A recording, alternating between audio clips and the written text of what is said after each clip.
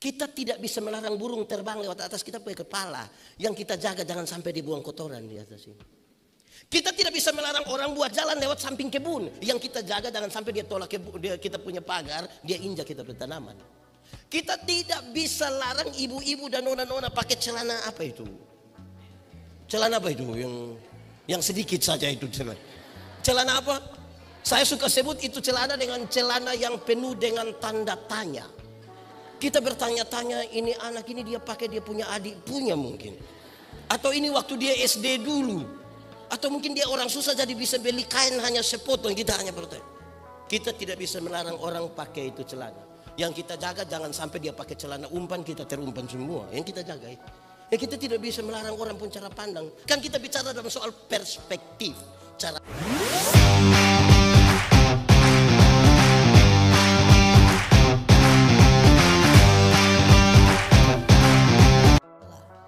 Kami mohon kepadamu, kuatkanlah dan teguhkanlah iman kami.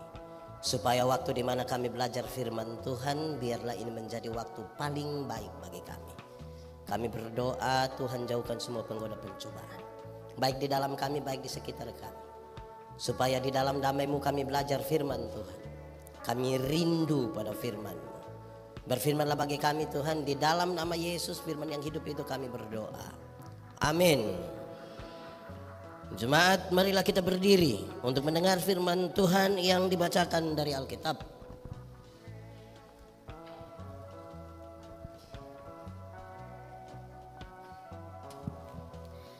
Bacaan Alkitab hari ini terambil dari Injil Yohanes, pasalnya yang ke-20, ayatnya yang ke-9 hingga ayatnya yang ke-18.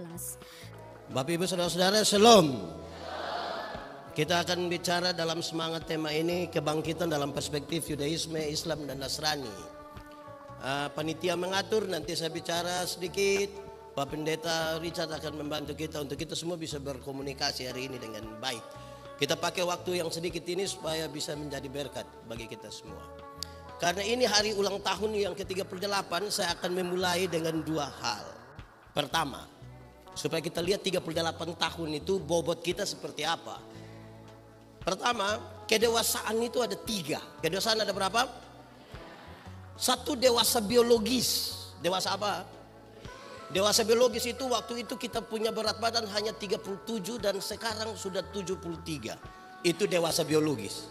Waktu itu kita pakai celana nomor 27 tidak ada masalah karena perut rata saja. Sekarang kok perut macam ada 3, satu di sini, satu di sini. Itu dewasa biologis, siapapun bisa begitu. Makan tidur, cocok ya gemuk.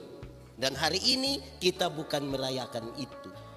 Kedua, dewasa psikologi. Dewasa apa? Dewasa psikologi tidak tergantung umur dan berat badan. Umur 40 tahun tapi kalau bukan tersinggung, sedikit-sedikit tersinggung. Sedikit-sedikit tersinggung. Sedikit-sedikit tersinggung. Tersinggung kok sedikit-sedikit. Di sini ada yang biasa tersinggung. Sedikit-sedikit mau keluar dari GPIB ada. Aduh, nah itu dia pun soal. Orang baru lihat dia begini, kau lihat apa? Aduh, itu hanya badan yang besar. Sesungguhnya dia masih. Makanya di Kupang kalau ada orang biasa tersinggung begitu di orang banyak, orang biasa baku korek yang. Ketiga, dewasa iman. Apa itu? Dewasa iman. Dewasa iman tidak tergantung berapa lama kita membangun sebuah persekutuan. Dewasa iman tidak tergantung berapa lama kita melayani Tuhan. Dewasa iman tidak tergantung berapa lama kita bersekutu. Tapi dewasa iman itu saya suka pakai contoh ini. Ada anak umur 3 tahun, ada meja berat 10 kg. Anak umur 3 tahun bisa pikul meja yang 10 kilo? Bisa? Tidak. 17 tahun kemudian, dia umur berapa? 20 tahun. Dia bisa pikul meja yang 10 kilo? Bisa? Yang berubah anak atau meja. Itu dewasa iman. Orang dewasa iman tidak akan pernah meminta beban menjadi ringan. Tapi dia berdoa meminta bahu yang semakin kuat. Orang dewasa iman tidak akan merengek-rengek, Tuhan tolong kasih ringan ini beban. Kan dia tahu kalau Tuhan izinkan ada persoalan, Tuhan menghitung seberapa kuatnya dia. Saya mau tanya, jemaat punya masalah? Saudara ada masalah? Tidak usah omong, tidak usah. Saya lihat yang ini muka masalah semua. Masalah ialah kesenjangan antara harapan dan kenyataan. Itu namanya masalah. Karena itu saudara, orang dewasa iman akan sulit meminta orang lain berubah. Tapi siapa yang berubah? Diri sendiri. Kadang-kadang kita terlalu sibuk minta orang lain berubah, tapi tidak merubah diri sendiri. Padahal kalau engkau akan menjadi garam dan terang, mulailah dari dirimu. Kalau Anda ingin merubah dunia, rubah duluan diri. Jadi kita akan lebih fokus tema ini kepada diri kita, bukan kepada orang lain. Orang-orang Alor beliau pun 4 bilang begini, kita tidak bisa melarang burung terbang lewat atas kita punya kepala. Yang kita jaga jangan sampai dia buang kotoran di atas ini. Kita tidak bisa melarang orang buat jalan lewat samping kebun. Yang kita jaga jangan sampai dia tolak kita punya pagar, dia injak kita punya tanaman. Kita tidak bisa larang ibu-ibu dan nona-nona pakai celana apa itu? Celana apa itu? Yang sedikit saja itu celana. Celana apa? Saya suka sebut itu celana dengan celana yang penuh dengan tanda tanya. Kita bertanya-tanya, ini anak ini dia pakai dia punya adik punya mungkin. Atau ini waktu dia SD dulu. Atau mungkin dia orang susah jadi bisa beli kain hanya sepotong. Kita hanya bertanya. Kita tidak bisa melarang orang pakai itu celana. Yang kita jaga jangan sampai dia pakai celana umpan, kita terumpan semua. Yang kita jaga itu. Ya kita tidak bisa melarang orang pun cara pandang. Kan kita bicara dalam soal perspektif, cara pandang dan tindakan masing-masing. Itu kan beda-beda kan? Begitu. Itu bagian pertama, ini masih pengantar. Saya berjanji akan bicara cepat ya nanti beliau. Kedua yang saya akan bicara di sini adalah kekristenan itu bertingkat-tingkat. Dan untuk kita kali ini saya mau sampaikan bahwa kekristenan itu ada 3 tingkat. Ada berapa? Supaya kita bisa ukur di 38 tahun perjalanan bergereja GPIB Bukit Sion di sini. Yang baik kita tidak usah omong lagi, bagus itu, bagus, tidak usah omong. Kita boleh mengkritisi yang kita lihat itu mungkin kurang bagus. 1. Kekristenan di tingkat paling bawah itu adalah beragama tapi tidak beriman. Sama-sama 1, 2, 3. Beragama tapi tidak beriman. Untuk Kristen dia Kristen. Orang baptis dia baptis. Orang sidi dia sidi. Tapi beriman? Tidak. Saya mau tanya kita dulu. Kalau tangan kanan gatal artinya? Tangan kanan gatal artinya? Tangan kanan gatal artinya? Yakin kalau tangan kanan gatal nanti dapat doi? Yakin? Kalau tangan kanan gatal artinya dapat doi, maka orang koreng pasti kaya raya. Itu bukan tangan kanan saja yang gatal, semua gatal habis itu. Kalau orang beriman dia memandang, Alkitab bilang satu-satunya cara untuk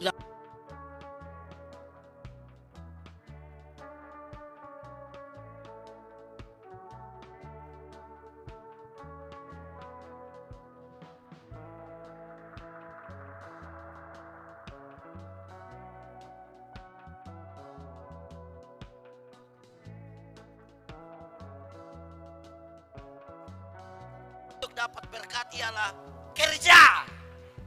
Apa? Kerja, bukan bakatal, kerja. Nanti dapat berkat. Amin. Tuhan memberi makan kepada burung pipit, amin. Tapi tidak melemparkan gandum ke dalam sangkarnya. Itu burung mesti keluar. Dia cari di mana-mana, toh, di ladang ini, ladang itu, resiko dia kenapa itu. Di sini ada biasa ketepel burung. Kasihan tuh. Ada resiko. Itu yang membuat saudara keluar dari Manado, keluar dari Minahasa, keluar dari mana untuk kepentingan mendapatkan pekerjaan. Tanda pemeliharaan Tuhan dan bersyukur dalam persekutuan. Beragama tapi tidak beriman. Saya bawa materi di banyak kota di Indonesia. Biasa habis orang yang begini, Pendeta Andi, kita foto-foto dulu, kita foto-foto. Oke. Pas kami mau foto begini, ada yang lari dari sana bilang, jangan 3 orang, jangan 3 orang. Kalau foto 3 orang nanti yang tengah mati. Mau bunuh ketua panitia ini gampang. Tinggal foto. Bayangkan orang mengaku Kristen bertahun-tahun masih percaya hal-hal begini. Lalu kita sebut kita beragama dan kita bersyukuri pemeliharaan Tuhan yang begini jauh. Itu serius itu. Beragama tapi tidak. Tingkatan yang kedua agak bagus. Bertobat tapi tidak berbuah. Sama-sama 1, 2, 3. Bertobat tapi tidak berbuah. Untuk bertobat dia sudah bertobat. Sudah tidak minum cap tikus lagi. Sudah tidak lagi. Tapi tidak berbuah. Jadi kalau dia baca cerita dia selalu bilang begini. Kalau dia kasih kesaksian. Waktu tahun 1970 pindah satu ibadah dia ulang lagi. Waktu tahun 1970 pindah satu tempat ulang lagi. tahun 1970. Satu saat dia baru bangun berdiri di situ, orang baku korek bilang 1970.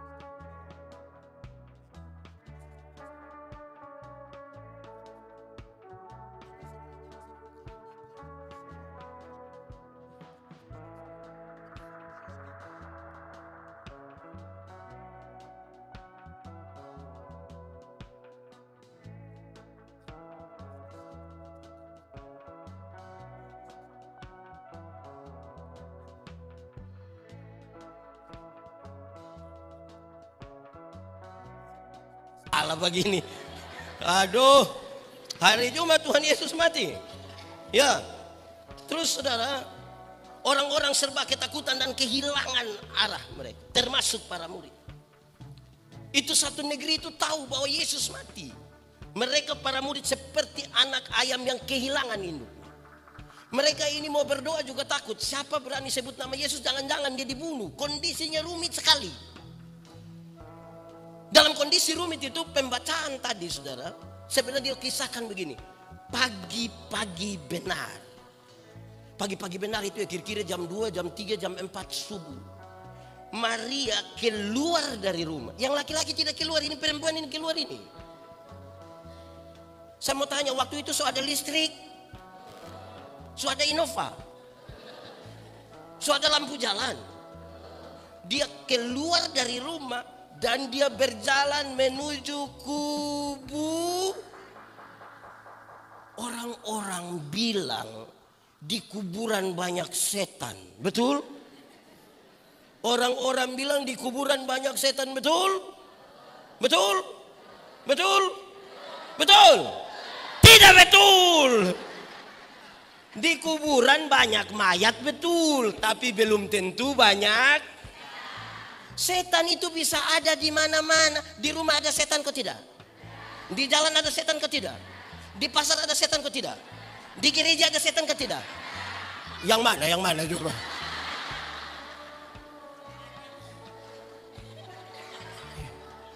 Lah, ini menggoda saya. Ini menggoda saya untuk bertanya kepada saudara. Ini saya pun pertanyaan. Saya kemanapun saya tanya orang begini. Saya tanya orang begini. Kita takut setan atau setan takut kita? Boleh jawab, boleh jawab. Kita takut setan atau setan takut kita? Setan takut kita, amin. Yakin? Berarti setan takut kita, amin. Awas dia dengar.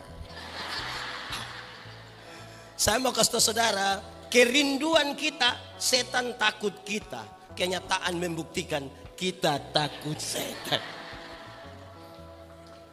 Kerinduan kita, kita menang lawan setan.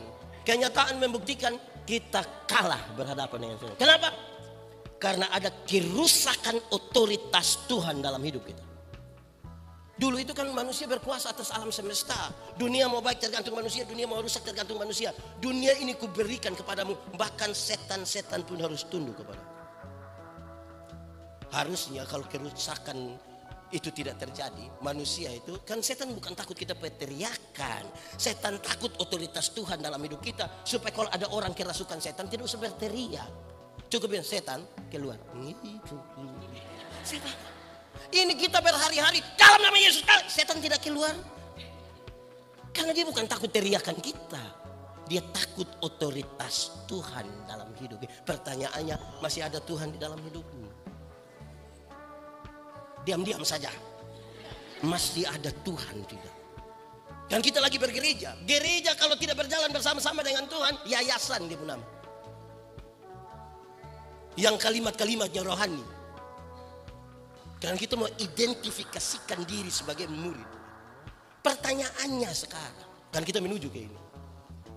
Maria keluar pagi-pagi buta pergi ke sana untuk apa? Dalam situasi politik, dalam situasi dunia, dalam situasi ketegangan yang serius, kenapa dia mau pergi ke sana? Kenapa lihat saya? Kenapa dia mau pergi ke sana? Jawabannya ringan, saudara. Maria ini adalah Maria Magdalena. Mari kita buka Lukas pasal 8 ayat 2. Cepat, sudah. Injil Lukas pasal 8 ayat 2 sudah dapat? Baca sama-sama 1, 2, 3. Sabar, nanti ibu ini baca. Izin mama. Dan juga beberapa orang perempuan yang telah disembuhkan dari roh-roh jahat atau berbagai penyakit, yaitu Maria yang disebut Magdalena, yang telah dibebaskan dari 7 roh jahat. Kenapa Maria mau pergi ke kubur itu? Karena dia pernah punya pengalaman perjumpaan dengan Yesus.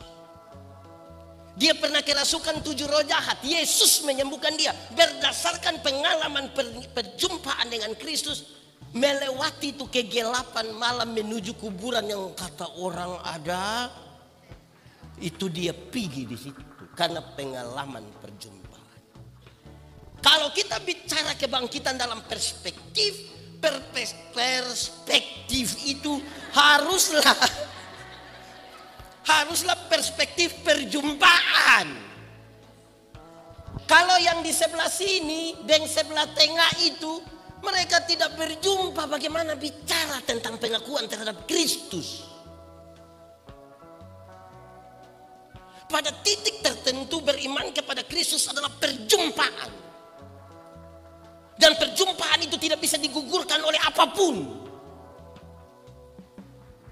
Yang menarik dalam konteks ini, saudara-saudara, kan saya bicara di poin ini. Yang menarik adalah bicara tentang Paskah.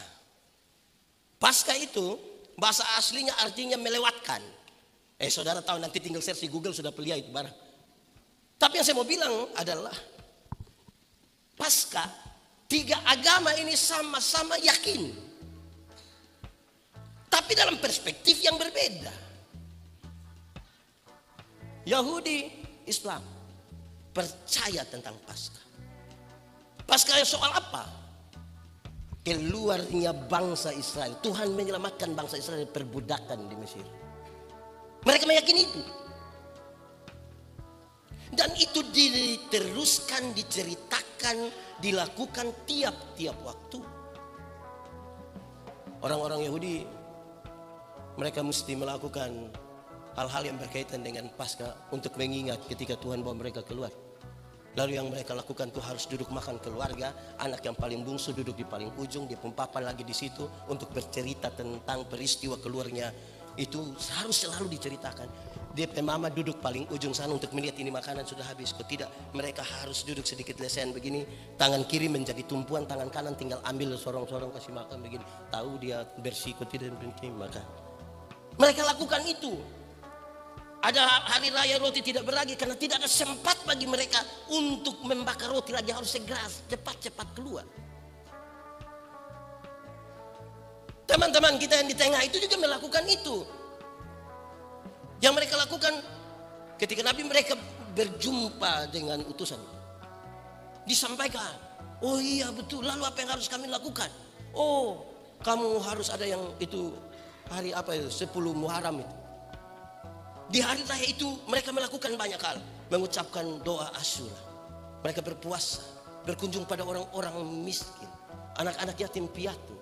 Mereka datang kepada keluarga karena mereka meyakini sebuah proses di mana Allah membebaskan bangsa Israel keluar setelah 430 tahun. Itu perspektif mereka dan apa yang mereka lakukan. Lalu bagaimana dengan Nasrani? Bagaimana dengan Kristen? Ini yang akan saya bicara. Orang Kristen memandang Paskah itu sebagai penggenapan dari janji Tuhan kepada umat manusia. Penyelamatan, kebangkitan Kristus. Kalau Kristus tidak dibangkitkan, sia-sialah iman. Mari kita bicara dua pokok. Pokok pertama soal perjumpaan. Perjumpaan mereka di mana? Ini tiga nih perjumpaannya di mana? Perjumpaan sama-sama mengakui ada Paskah. Itu perjumpaan Allah yang membebaskan bangsa. Tapi ada titik konfliknya. Dan saya kira ini harus menjadi perspektif kita. Titik konfliknya di mana? Titik konfliknya adalah ketika Yesus itu dimasukkan di situ. Titik konfliknya. Yahudi bilang, orang telah membunuh Yesus. Masa Mesias begini? Mereka tidak percaya pada itu kebangkitan. Teman-teman yang di tengah itu bilang, oh Yesus tidak mati, dia digantikan oleh tokoh yang lain. Itu perspektif. Lalu apa perspektif Kristen tentang Paskah? Yesus yang saya imani, dia mati, dikuburkan, bangkit, naik ke sorga. Titik konfliknya ada pada Yesus. Sehingga kalau ada 3 orang dari ini 3 tempat ini datang berkumpul dan dorang ngomong, yang mereka bertengkar soal Yesus. Dan saya mau bilang kepada saudara, hal yang lebih penting dari itu semua adalah Tuhan Yesus tidak perlu dipertentangkan. Karena Yesus kita bicara dalam perspektif perjumpaan. Orang kalau tidak pernah mengalami sesuatu dengan Yesus gampang dibelokkan. Terlalu gampang bagi dia untuk dia mengingkari iman kalau dia tidak punya perjumpaan dengan Yesus. Karena itu selidiki, mantap, lihat,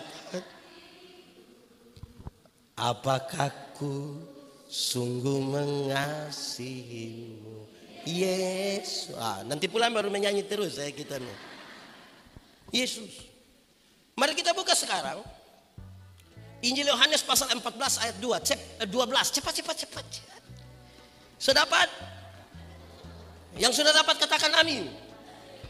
Amin betul. Separuh tidak buka juga bilang amin. Oke, Yohanes 14 ayat 12. Sudah baca 1, 2, 3.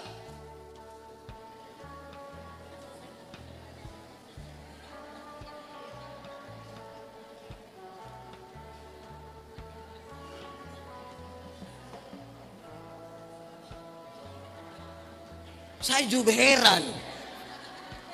Barang siapa percaya kepadaku, kepada Yesus, melakukan pekerjaan-pekerjaan yang Yesus lakukan. Amin. Sekarang pasti pertanyaannya, kan ini perspektif percaya kemudian dilakukan dalam tindakan. Saya mau tanya kita, ini semua percaya kepada Tuhan Yesus, melakukan apa yang Yesus kerjakan. Nah ini di ulang tahun ini kita bicara itu. Contoh-contoh berarti siapa percaya Yesus, Yesus buat apa dia bikin? Nah, contoh, satu saat Tuhan Yesus urus seorang perempuan berzina yang kena tangkap. Supaya nanti kalau ada yang berzina urus pakai cara Yesus, karena kita pengikut Yesus. Ini perempuan yang berzina kena tangkap ini, orang bawa datang di Yesus. Peraturan setempat mengatakan perempuan ini harus dilempar dengan batu sampai mati. Betul kan? Terus tiba-tiba Tuhan Yesus bilang begini, oke, siapa yang rasa diri tidak berdosa, silahkan angkat batu dan lempar. Saya mau tanya, ada yang berani lempar? Terus Yesus tanya, dorang di mana? Dorang sejalan Bapak. Terus Yesus bilang, engkau pergilah dan jangan berbuat dosa lagi. Ketika Yesus bilang engkau pergi dan jangan berbuat dosa lagi, Yesus tidak kompromi dengan dosa. Dosa tetap dosa. Tetapi kepada perempuan dosa ini, Tuhan Yesus beri kesempatan baru. Bahwa masa lalu tidak bisa dirubah, tapi masa depan bisa dirancang di dalam nama Tuhan. Nah sekarang hal praktisnya dalam kehidupan bergereja, pertanyaannya begini. Bapak-bapak di sini 3 saja. Bapak-bapak, ini kan pengikut Yesus. Satu saat ketahuan istrimu berselingkuh dengan laki-laki lain, bisa urus pakai cara Yesus? Ini kita hidup di kota besar loh. Bisa urus pakai cara Yesus. Cari ibu terus bilang, ibu pergilah dan jangan berbuat dosa lagi. Bisa. Ini kan perspektif yang kemudian pada tindakan. Bisa. Weh, saya yakin kita tidak mungkin. Macam kita Timor Minahasa. Tahu istri bersih, dia bilang, mama pergilah dan jangan pulang lagi. Saya mau tanya ibu-ibu dulu. Ibu-ibu. Ibu-ibu. Satu saat ketahuan suami berselingkuh dengan perempuan lain, boleh urus pakai cara Yesus? Nah, ibu-ibu siapa yang berani cari dia punya suami bilang, Papa pergilah dan jangan berbuat dosa lagi. Pasti suami bilang, puji Tuhan. Itu tantangan bergereja kita. Sudah ada. Sudah di situ. Di situ. Banyak ibu-ibu tidak begitu. Tahu suaminya berselingkuh, dia berdiri di depan pintu baru dia bilang, kau kira kau sendiri yang bisa? Jangan lihat umur 40 tahun begini Papa, tapi berapa yang kecewa. Kalau cara urus begini kita selesai. Supaya kualitas bergereja kita dibangun di atas perspektif yang benar sebagai murid yang mengikuti. Saudara tahu murid itu apa? Pengikut Yesus kan disebut murid. Sama-sama 1, 2, 3. Kenapa bukan siswa?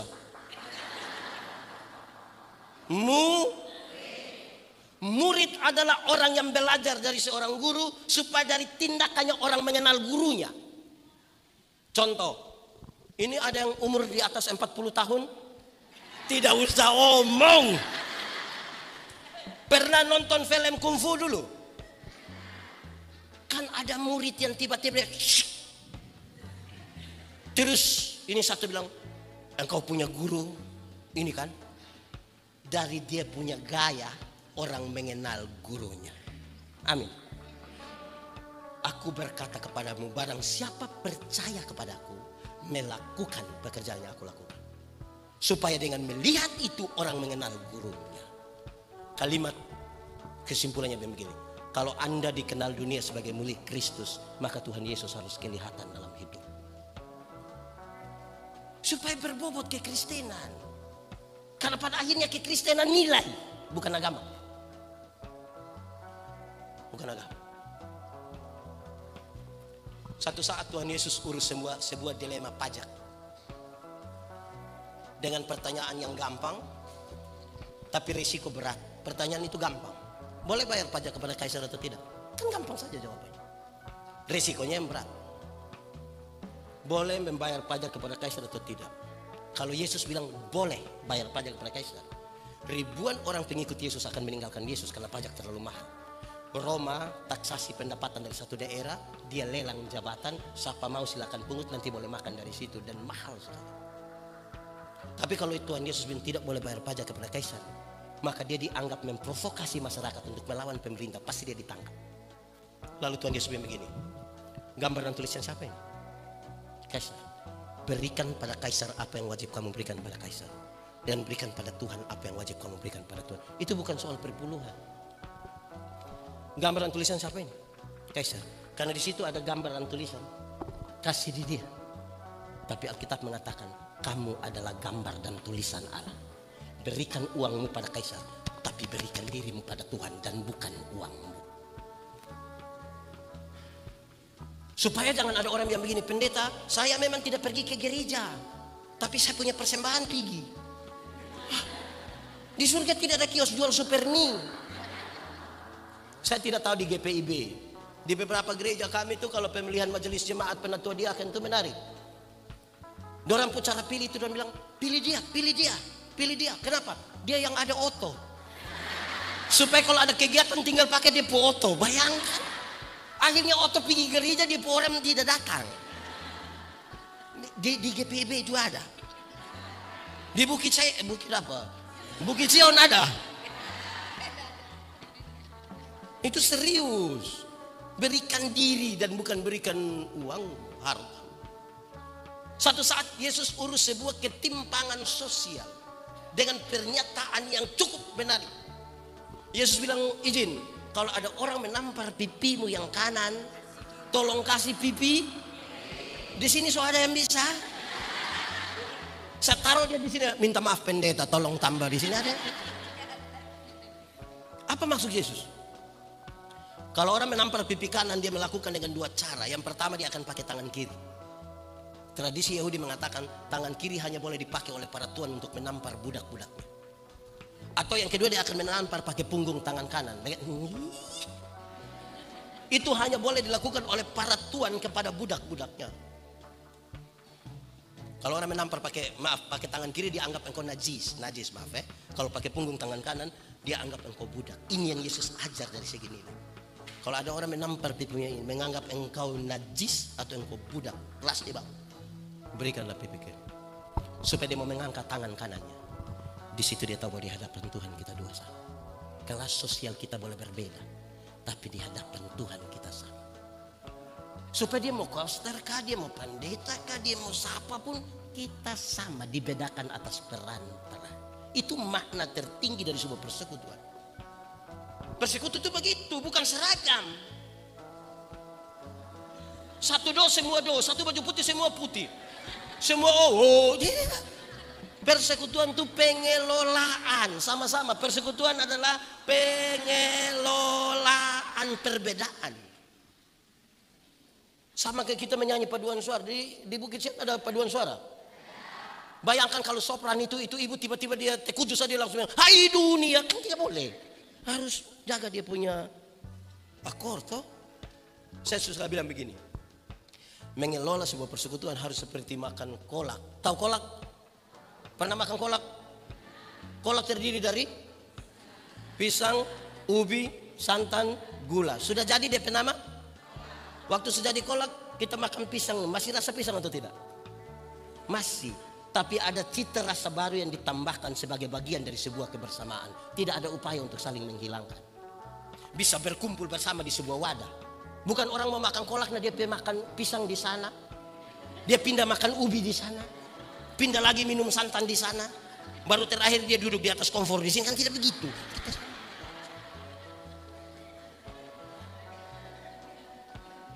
Jadi yang mengenal Yesus, dia tahu dia mau buat apa. Saya banyak bawa materi tentang militansi. Militansi itu adalah pengenalan akan diri. Makin satu orang memahami dirinya, dia makin bisa berjumpa dengan siapapun. Tapi kalau dia tidak paham dia punya diri, dia tidak akan berjumpa dengan siapapun. Karena dia akan menyalahkan semua orang. Saya akan mengenal saya sendiri sebagai orang Timur. Saudara mau Manado silakan, saudara mau Batak silakan, saudara mau mana silakan. Makin saya kenal saya pun diri sebagai orang Timur, kita akan duduk bersama-sama. Kan saya tidak harus jadi Manado. Saya punya farm kan Manobe, bukan Manopo. Tidak apa-apa, pengelolaan. Tidak ada pemaksaan kayaknya. Nah, Yesus ajar begitu, perjumpaan itu yang membentuk dia punya cara berpikir. Saudara lihat cara berpikir itu akan membentuk tingkah laku. Tingkah laku yang berulang-ulang kebiasaan. Kebiasaan itu membentuk budaya. Budaya bentuk apa? Karakter. Akhirnya dari karakter kita orang kenal Yesus. Yesus nanti kita tunjuk itu orang. Yesus. Oke. Sekarang saya tambah sedikit nanti baru saya tambah berapa menit bagi saudara diam-diam tahan. Sekarang Tuhan Yesus sampai di situ, di kubur itu. Mayat ada atau tidak? Mayat ada atau tidak? Dia rindu bawa rempah-rempah. Dia tahu kubur itu punya tutup pakai batu besar. Dia sangat susah untuk, tapi kerinduan kepada Kristus memaksa dia melewati tantangan pergi ke situ. Karena perjumpaan tadi kan. Waktu sampai di sana, kubur kosong. Pergi dengan masalah, sampai sana tambah masalah. Wah, dia menangis. Bahkan ditanya oleh dua malaikat, ibu, kenapa ibu menangis? Kenapa ibu menangis? Padahal di pentangisan juga tidak menyelesaikan masalah juga kan? Dia sedih sekali. Dalam kesedihan yang besar itu, hati-hati di sini kan ini akan membentuk kita punya tingkah laku selanjutnya. Waktu dia sedih sekali, saya mulai dari begini. Kenapa dia menangis? Kalau kita teliti teks tadi dia mau kasih tahu. Karena belum ada Alkitab yang mengajarkan kepada mereka tentang kebangkitan Kristus. Rupa-rupa menangis karena dia lupa janji Tuhan. Sama-sama 1, 2, 3. Dia lupa. Selama hidupnya bersama-sama dengan para murid, bersama-sama dengan dia, Tuhan Yesus bilang begini, aku akan diserahkan kepada orang dan akan dibunuh mati, tapi akan bangkit pada hari ketiga. Itu dia bicara 4 kali. Tapi kesedihan yang besar, orang lupa akan janji Tuhan. Saudara lihat dia punya lanjutan lebih lagi dari itu. Waktu lupa janji Tuhan, sudah tambah masalah ini kan. Apa yang terjadi? Apa yang terjadi? Omong sembarang. 1, 2, 3. Omong sembarang. Saya tanya. Malaikat bilang, ibu kenapa ibu menangis? Mayat Tuhanku diambil orang. Saya mau tanya, mayat Tuhan diambil orang? Mayat Tuhan diambil orang? Loh kenapa dia yakin sekali omong begitu? Orang kalau sedih dan tidak taruh Yesus di situ omong sembarang. Di sini ada yang biasa omong sembarang-sembarang. Tuhan menciptakan manusia. Ada berapa mata? Berapa telinga? Berapa mulut? Ulang, berapa mata? Berapa telinga? Berapa mulut? Salah satu maksudnya adalah lihat 2 kali, dengar 2 kali, omong 1 kali. Lihat ulang-ulang, dengar ulang-ulang, baru omong berapa kali.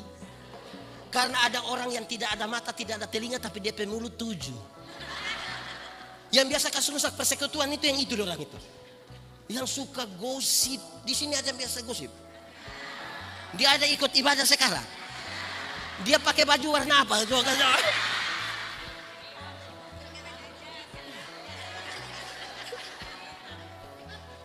Mulai batuduh sudah. Bicara sembarang. Lihat ulang-ulang, dengar ulang-ulang, omong 1 kali. Saya punya video 1 beredar luas ketika saya bilang begini. Orang itu kalau dia mau omong orang penama itu, dia mau gosip, dia datang dengan 2 kalimat pengantar yang mantap. Yang 1 dia akan datang bilang begini. Ini orang mau latihan paduan suara ini. Dia datang dia bilang begini. So dengar kau balom. Kalau dia mulai dengan so dengar kau balom, hancur. Hari itu kita tidak jadi latihan lagi. Di balik papan sini ada. Di Bukit Sion ada. Dia ibu-ibu atau bapak-bapak. Makin begitu. Itu pertama. Yang kedua lebih menarik, dia punya kalimat. Pertama dia bilang apa tadi? So dengar kau belum. Yang kedua dia datang, dia bilang begini. Bukan kita mau omong orang. Bukan kita mau omong. Padahal di Balikpapan ada begitu. Itu orang ada sekarang. Coba tunjuk dia, Itu jadi masalah dalam kitab hidup. Jadi saudara lihat, kalau gereja ini kita tidak tata dia dan Kristus menuntun kita, kita jadi sembarang. Kalau saya bicara sembarang pasti bertindak sembarang. Saya bicara dalam perspektif Kristen, saya tidak urus orang lain punya. Kan dong tidak akui Yesus. Saya bicara dalam pengakuan kita kepada Kristus sebagai Tuhan dan Juru Selamat. Yang mati, bangkit, naik ke surga. Kita diselamatkan. Saudara lihat. Pertanyaannya tambah lagi. Iya, memang harus bertanya terus-terus. Pertanyaannya begini. Kenapa Maria menangis? Tadi kan dia sudah lupa janji Tuhan kan? Banyak kali kita lupa janji Tuhan. Jujur ya, saya berkhotbah saya bilang begini. Tuhan bilang begini. Janji, bukan. Berilah 1/10 dari hasil pertamamu dan ujilah aku. Lihatlah, bejana pemerahanmu akan berlimpah-limpah dengan buah anggurnya. Betul itu janji Tuhan? Meyakini janji itu? Janjimu seperti yang apa? Yang tiada pernah terlambat bersinar. Cintamu seperti sungai yang mengalir. Dan ku tahu betapa dalam. Janji Tuhan seperti matahari pagi, amin. Selalu datang setiap waktu, amin. Seperti sungai yang mengalir, amin. Pertanyaannya, waktu Tuhan bilang berilah 1/10 dari hasil pertama. Saudara percaya janji itu? Oke, kita uji sekarang. 10.000 per puluhan berapa? Pasti kasih kan? Kan hanya 10.000. Tuhan kasih naik 100.000 per puluhan. Masih kasih? Kasih hanya 10.000 kacang-kacang itu. Tuhan kasih naik 1 juta per puluhan. Masih kasih? Kasih hanya 1 lembar. Bila perlu dia pegang begini. Sudah pegang begini lagi pakai sengaja batuk lagi.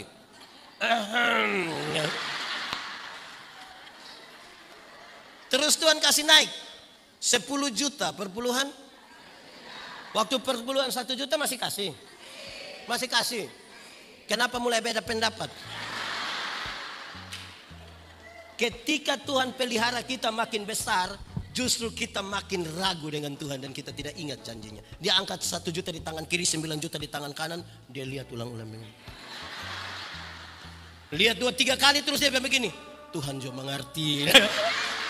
Di sini ada, di sini ada. Angkat tangan, jujur saja, jujur saja. Kalau kita setia perpuluhan saja, kita suka pakai video troll.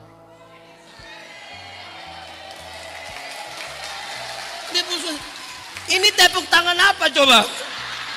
Mau beli-beli sudah, terlalu khawatir. Apa yang terlalu repot dalam dunia ini coba? Ini kan kita belajar beriman, bergereja tanpa Kristus. Tadi saya bilang apa? Yayasan. Kita mau belajar beriman pada Kristus ini. Begitu. Nah, saudara lihat. Dia lupa janji Tuhan. Kedua, kenapa dia menangis? Karena, dengar. Dia mencari Yesus yang mati. Dia pergi di situ cari Yesus yang mati. Jadi ketika Yesus itu bangkit, dia tidak kenal Tuhan. Karena dia cari Yesus yang, kan dia membayangkan kalau sampai sana itu batu kubur dibuka, kan Yesus ada begini. Jadi ketika Yesus berhadapan dengan dia begini, dia tidak mengerti, dia tidak tahu. Karena dia cari Yesus yang, sekarang saya mau tanya, saudara cari Yesus yang hidup atau Yesus yang mati? Yakin. Amin. Kita uji. Iya kan, gereja mesti uji. Mike ini benda hidup atau benda mati? Karena dia mati kita bisa atur ikat kita pemau. Bangku hidup atau mati? Kan dia mati kita bisa atur ikat kita pemau. Gitar hidup atau mati? Karena dia mati kita bisa atur ikat kita pemau. Yesus hidup atau mati? Karena Yesus hidup kita tidak bisa atur Yesus menurut apa yang kita mau. Tapi ada banyak orang berdoa menuntut Yesus ikut DP mau, bukan ikut Yesus. Amin. Sangat sulit bagi orang percaya saat ini untuk berdoa dan dia bilang, jadilah kepadaku menurut kehendak. Sangat sulit. Sampai dalam konteks bergereja ini ada orang, doa itu relasi bukan kata-kata. Kita bisa berkata-kata dengan barang yang kita tidak tahu juga. Pernah kok tidak? Saudara ini telepon terus tiba-tiba ada satu suara bilang, nomor yang Anda tuju tidak dapat dihubungi. Pernah? Suara perempuan atau laki-laki? Itu perempuan dari Minahasa Utara. Balikpapan ini kan kota besar toh. Kita mau masuk mall begini, baru sampai dia pintu gerbang itu. Itu nona yang kita tidak tahu dia siapa, dia bilang, tempelkan kartu Anda. Kita tempel apa, dia bilang, terima kasih. Saudara kenal itu nona. Doa itu relasi. Kalau saya dan Pak Ketua, kami dua punya relasi, kami saling kenal. Saya jalan kaki, beliau naik motor, ketemu saya di jalan, beliau berhenti tanpa saya minta. Pendeta, mau kemana? Naik, karena kami dua saling kenal. Kalau kami dua tidak saling kenal, saya jalan kaki, beliau naik motor, ketemu saya di jalan, dia berhenti juga, tapi dia tanya, ojek Pak? Relasi. Relasi itu memungkinkan kita berkata-kata dengan ringan. Saya kasih contoh. Menurut saudara, saya kenal saya punya istri ke tidak? Saya kenal saya punya istri ke tidak? Karena kami dua saling kenal, kami dua punya relasi. Waktu saya meminta sesuatu kepadanya, permintaannya ringan. Waktu saya bilang begini, Mah, bikin teh sayang, gelas kecil saja, jangan pakai gula, papa takut sakit gula. Setua-tua begini, kan cara minta begitu kan? Tidak mungkin saya mau minta teh di saya istri, Mama, buatlah segelas teh, jangan terlalu banyak gula ya, papa takut sakit gula. Pas habis ibu tanya, papa sehat? Kekuatan doa bukan pada teriakan, tapi pada relasi. Banyak kok yang jadi penatua, diaken, pimpinan kategorial fungsional. Di sini kategorial fungsional nama apa ya? Sama yang ke bab itu. Dia bilang, saya jadi pengurus tapi jangan suruh saya doa jangan suruh saya doa. Kan dia takut berdoa. Di sini ada yang takut berdoa. Dia cerewet sekali, tapi jangan kita bilang, nanti om doa makan, lu sembarang saja. Di sini ada begitu, ada. Siapa suami? Coba angkat tangan. Kita jujur. Repot itu. Itu serius. Yesus itu. Ada kadang-kadang saya pernah tegur satu orang ini. Gara-gara kami doa ini. Saya bilang begini, Tuhan Yesus, kami terbatas tapi punya Tuhan yang tidak terbatas. Terus dia bilang, benar Tuhan. Saya bilang, kau diam. Tuhan menjawab doa bukan karena desakan, tapi karena dia tahu kebutuhan anak-anaknya. Mama ada anak, ada cucu, pernah tahu mereka punya kebutuhan? Karena dia tahu dia menyiapkan sesuatu. Kalau kamu bapak yang berdosa saja tahu apa yang bisa kamu berikan bagi anak-anakmu, apalagi bapakmu yang di surga. Itu perspektif Kristen dalam perjumpaan pribadi dengan Kristus. Saya tambah 2 poin nih. Habis ini baru ngomong. Tunggu sini. Saudara, kan dia tadi balik. Ibu siapa yang kau cari? Dia tuduh Yesus lagi kan? Dia kira Yesus penunggu taman. Apakah engkau yang mengambil mayat Tuhanku? Engkau taruh di mana? Tolong kasih tahu supaya saya bayangkan ini orang ini. Dia tidak kenal. Bagaimana dia bisa kenal Yesus? Terlalu gelap malam itu? Tidak. Bagaimana dia bisa kenal Yesus? Pembacaan tadi bilang begini, ketika Yesus sebut namanya, Maria. Dia langsung bilang, guru. Kedekatan tadi, karena relasi tadi, perjumpaan tadi. Kedekatan dengan Yesus membuat kita mendengar ketika Yesus memanggil dan menyebut nama. Ada nama. Karena relasi. Sudah, jangan sama lagi. Kedekatan. Orang yang dekat dengan Yesus itu waktu bunyi lonceng gereja, teng, teng. Yesus memanggil, mari segera ikutlah jalan. Nah, sudah cukup.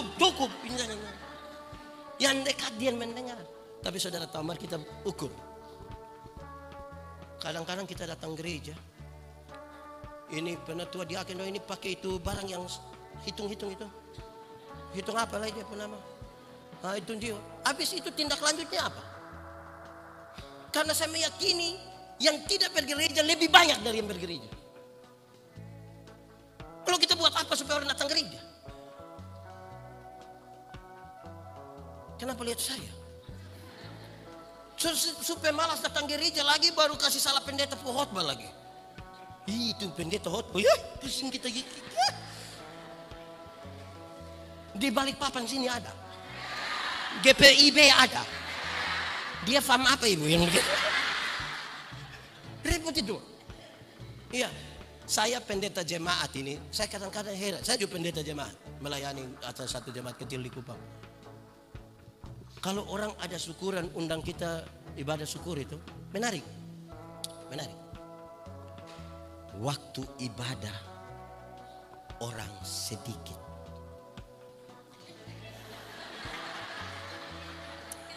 Saudara, kenapa ini sebenarnya? Waktu ibadah orang pas makan sama kita, sama. Orang datang dari mana itu? Kadang-kadang DP rumah di samping tempat ibadah. Istrinya bilang, papa, mari Jo. Terus dia bilang, masih ibadah. Dia mau pergi apa? Susah sekali.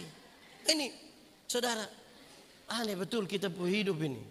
Dia orang bikin syukuran di rumah, undang pendeta pergi khotbah, pendeta bilang, saudara-saudara, mari kita menyatakan syukur bersama dengan keluarga di dalam doa syukur, dalam doa syafaat. Pas kita mau berdoa, ibu-ibu semua langsung ke dapur. Udah bangun, baku panggil bilang. Sampai di sana yang ketua dapur itu bilang, siap. Kuat tadi suka kasih panas. Padahal hanya kacang bereni boni. Orang berdoa di sini yang biasa jadi ketua dapur yang mana ya? Ibu yang mana yang biasa? Ibu mana yang biasa jadi ketua? Ini. Bertobat ibu, sudah ibu. Dia tidak usah lagi. Saudara lihat, kita mau membangun apa dalam 38 tahun kalau kita hidup begini? Gereja kok pendeta yang baik, jemaat, mari kita masuk dalam doa syafaat. Pas separuh tutup mata, separuh langsung. Di Bukit Sion ada majelis atau jemaat?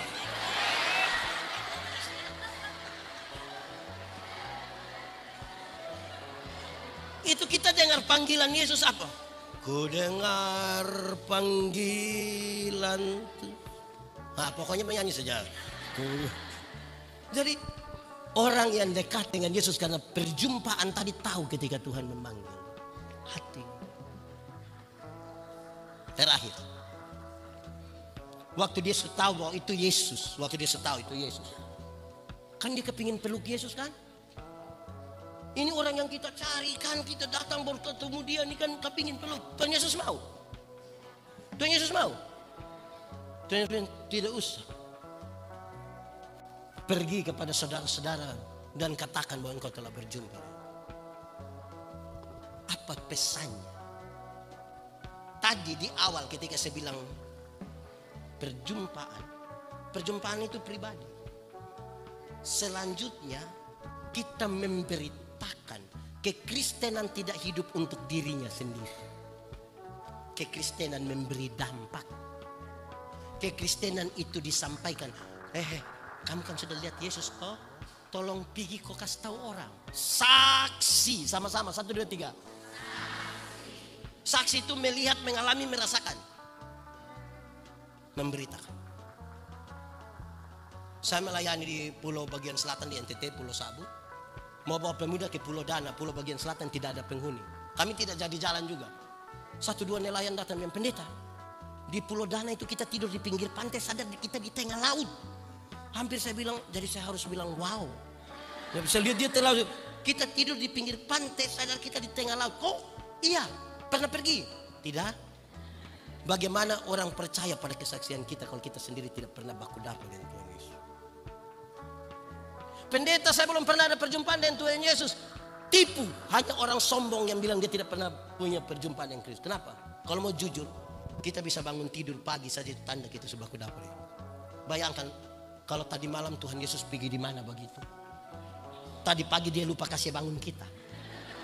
Ini hari sapa kubur sapa.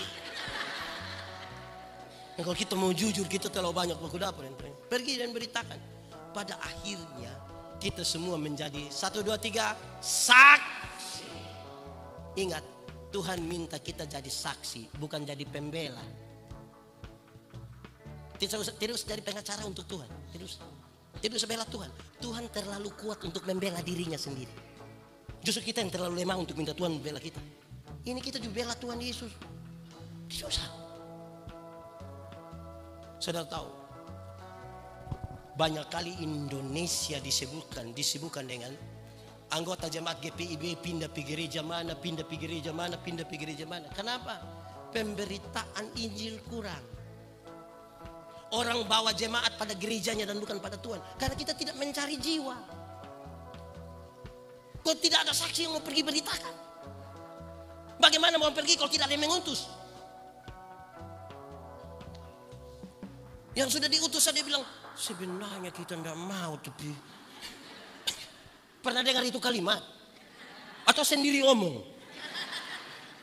Saudara bisa bayangkan kita pergumulan bergereja sampai usia 38 tahun. Berapa harga satu jiwa? Saya akan akhiri di sini. Nanti habis ini nanti melalui Pak Pendeta saudara boleh bicara. Berapa harga satu jiwa? Ada satu waktu Tuhan Yesus kasih tinggal ribuan orang yang Tuhan Yesus kasih makan mereka secara gratis. Dia pergi ke Gerasa hanya untuk berjumpa dengan satu orang yang kerasukan legion. Kalau disebut legion berarti itu orang kerasukan roh jahat, kira-kira 6.000 roh jahat. Kita punya teman majelis roh jahat satu di DP otak kita pusing. Ini 6.000. Ini orang sangat jahat, bukan saja bagi orang lain, diri sendiri dia jahat. Bahkan dia memukul-mukuli dirinya dengan batu. Bagi beberapa orang manusia begini lebih baik mati. Tuhan Yesus turun dari perahu. Roh jahat dia bilang begini, Yesus anak Allah yang hidup, apa urusanmu dengan kami? Rupa-rupanya roh jahat juga kenal nama Yesus. Jadi kalau kita baru kenal nama Yesus saja, kita belum lebih hebat dari roh jahat. Dan roh jahat juga kenal. Injil Markus mencatat, di daerah itu ada penjaga-penjaga babi, sementara menjaga babi. Berapa ekor? 2.000. Roh jahat itu meminta, biarkan kami keluar ke babi-babi itu. Tuhan Yesus biarkan. Matilah 2.000 ekor babi. Para penjaga babi marah, orang kasih tahu orang di kampung datang usir Yesus. Pertanyaannya, apakah Tuhan Yesus tega membuat orang kehilangan pekerjaan? Saudara akan bekerja sebagai orang kerja di kilang minyak, kerja Tuhan tidak. Tapi kenapa Yesus biarkan 2.000 ekor babi mati? Dengar, dalam struktur budaya Yahudi babi itu haram. Orang Yahudi tidak makan daging babi kan? Tidak ada rage di Yahudi kan? Si babi juga tidak ada dia. Tetapi yang haram itu dorang pelihara 2.000 ekor. Sementara ada satu jiwa hampir binasa, mereka biarkan. Itu yang Yesus marah.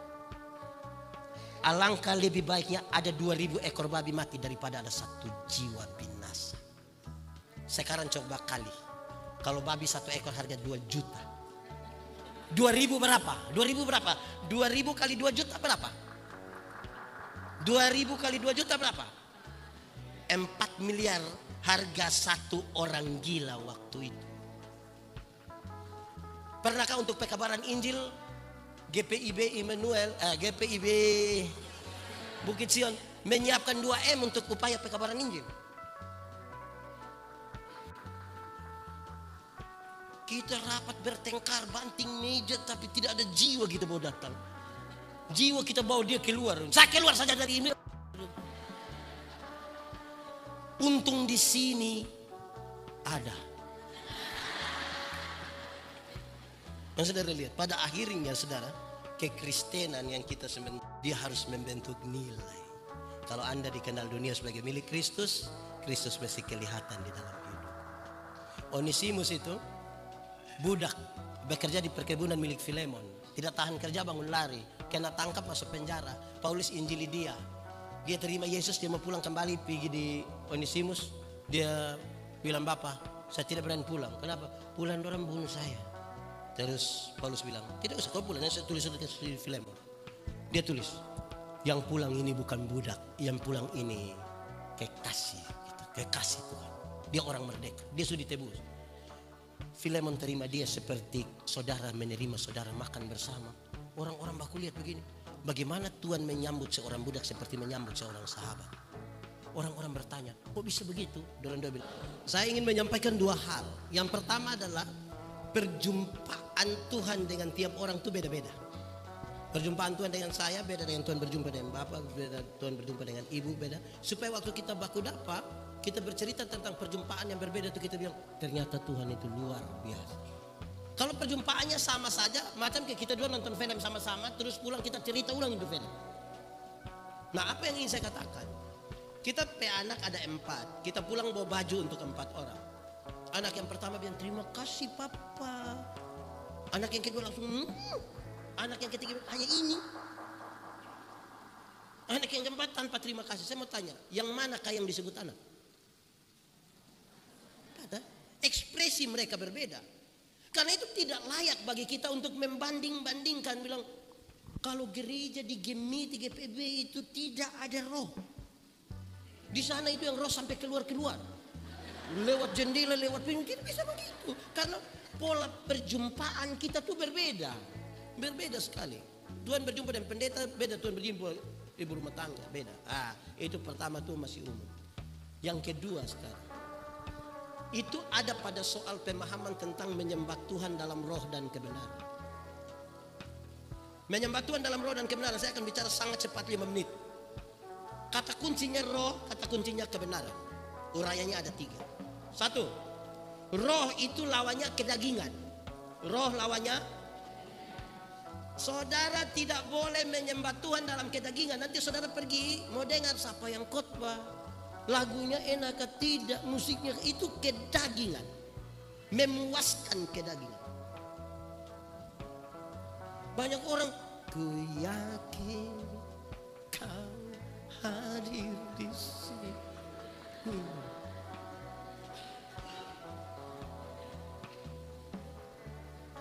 Kebenaran dari roh tadi lawannya apa? Yang kedua, kebenaran itu lawannya kemunafikan. Saudara tidak bisa datang kepada Tuhan dalam kemunafikan. Karena itu menyembah Tuhan dalam roh dan kebenaran, tidak datang dalam kedagingan dan tidak datang dalam kemunafikan. Munafik, tahu munafik? Coba angkat tangan yang munafik. Oh, tidak ada di sini orang tulus-tulus semua. Munafik itu di muka omong lain, di belakang, di depan manis sekali, di belakang. Di GPIB sini ada yang begitu. Dia paham apa ibu? Penjelasannya ada 3, ini urayanya.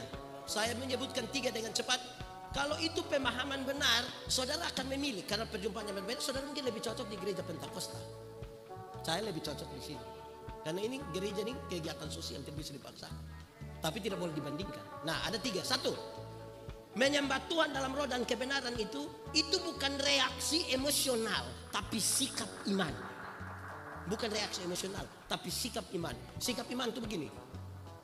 Ada orang punya suami meninggal. Kalau suami meninggal, dia punya istri sedih atau tidak? Ibu-ibu sedih atau tidak kalau suami meninggal? Kok ini kebiasa saja, tidak. Sedih. Waktu suami meninggal itu, orang karena sedih, orang yang menyembah Tuhan bertanya, apa yang saya imani tentang kematian.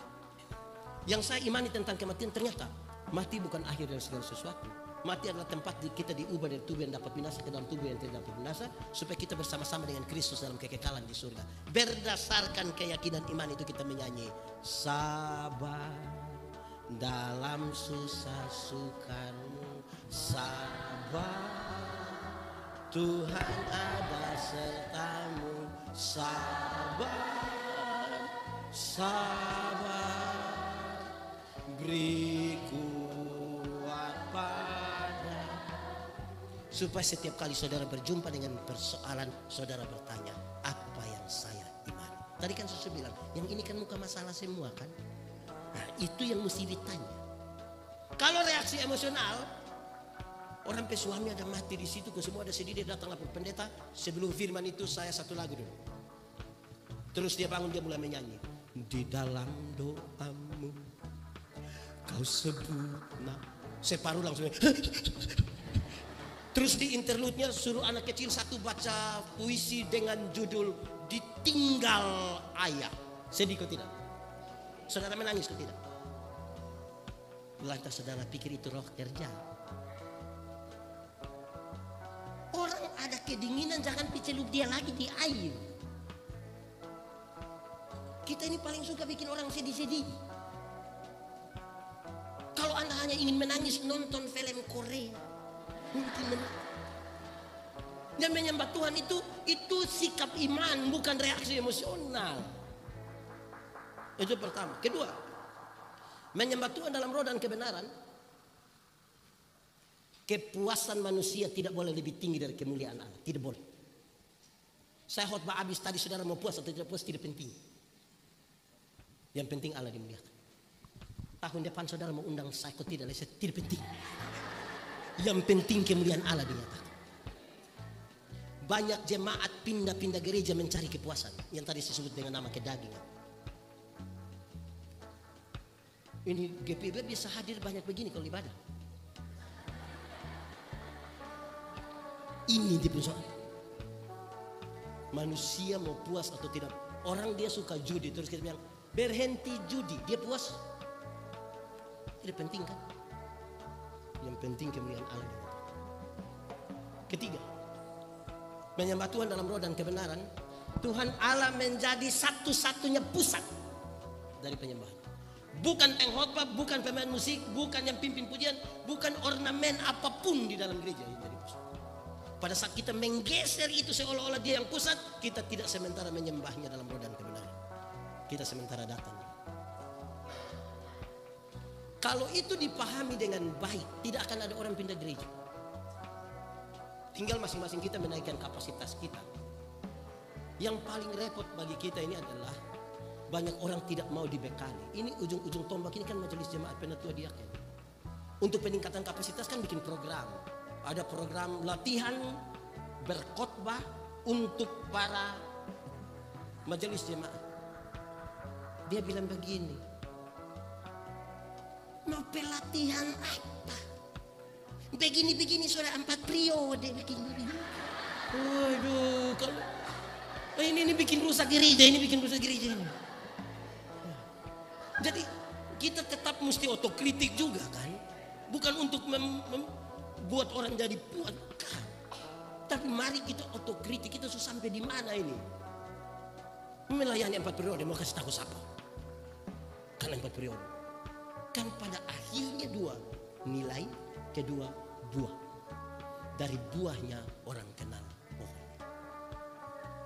Orang tanya saya, Pendeta Yandi, yo, khotbah yang baik itu yang bagaimana? Saya bilang, kau pun maksud khotbah yang baik itu tulis atau tidak tulis, berapi-api atau berair-air?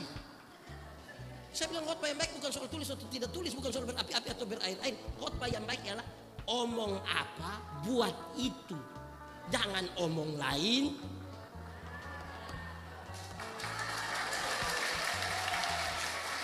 Ini tepuk tangan apa? Karena ada orang yang bahkan pikir lain, omong lain, buat lain. Hasilnya kelainan. Repot lagi kita tuh. Repot itu. Iya kan? Ini bayangkan, kita khotbah berapi-api di acara syukuran. Habis itu kita yang duduk, taruh cap tikus di situ. Kita angkut, apa ini? Saya tidak mau omong lagi. Tidak, Pak Pendeta. Ya, terima kasih Pak Pendeta Yandi Manobi Sardana Teologi. Ya, jadi perlu diketahui juga oleh Pak Pendeta Yandi Manobi bahwa